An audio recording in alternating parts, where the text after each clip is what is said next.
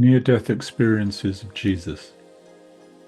This is the third and last video that I'm doing in a series on the current epidemic of false prophecy.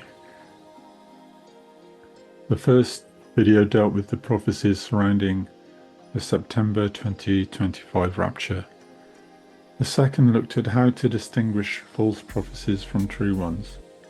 This time I want to talk about the many prophecies that are out there where people have a near-death experience and come back with a message from Jesus. Whether you believe these is a matter of personal opinion, but they should at least be weighed and tested. I remember a few years ago watching a series of videos by a man who said he had had a near-death, out-of-body experience, been to heaven, walked around with Jesus, and received many messages.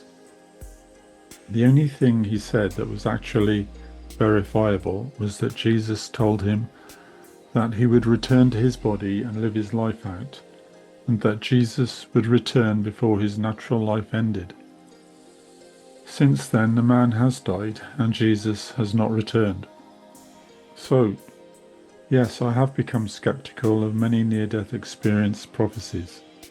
The Apostle Paul, of course, did have a near-death experience himself when he was caught up to the third heaven.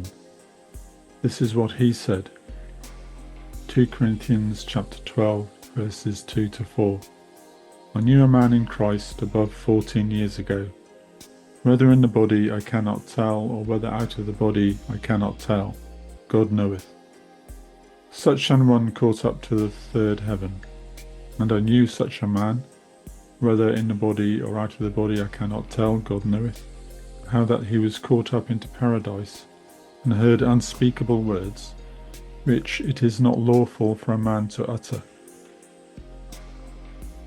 So Paul obviously was talking about himself, and he was writing to the Corinthian church, which was being influenced by men who'd set themselves up as the chiefest apostles, and were boasting of their experiences in the Lord. Paul simply said that he too had had amazing experiences, but he would not boast of them. And note that he said, he heard unspeakable words, which it is not lawful for a man to utter. In other words, he was saying the holiness of the things of heaven were not to be bandied about in order to boost one's status among believers. Paul was concerned with doctrine, and we can't base our doctrine on other people's experiences. When people tell us of amazing supernatural experiences that they have had, we have no way of telling whether they are true or not. We can't base our faith upon such things. In my opinion, dreams and visions have to be weighed and tested by the believers who hear them and not swallowed whole. To me, the most reliable words are those given in our own fellowships under the oversight of the leadership. Any personal words that are given to us should be supported by 2 or 3 witnesses before we act on them. We should not base our actions upon unaccountable visions and experiences that we have seen on the internet. One weird strand of near-death experiences is where people say they have been to hell and seen various celebrities there. I've even seen these where the celebrities aren't even dead yet. This seems to be passing judgment on a person before the Lord has passed judgment. For example, I have seen one where Joyce Meyer has been seen in hell. I have seen videos where Michael Jackson is in hell, and also videos where he is in heaven.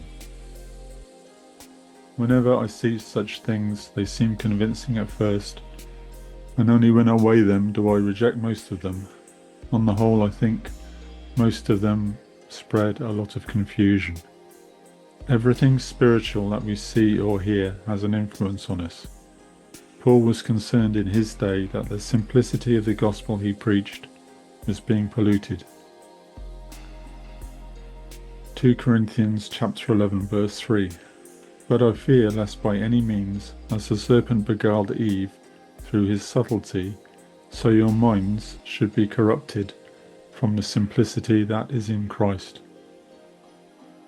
If someone claims to have died and received a message from the Lord, then the question to ask is, why are they repeating it when Paul would not repeat the things he heard in heaven? In the end, it's up to each individual to decide what he or she believes. But remember that even within the church, there are those who will distort the truth to gain followers for themselves. Acts chapter 20, verse 30. Also of your own selves shall men arise, speaking perverse things, to draw away disciples after them.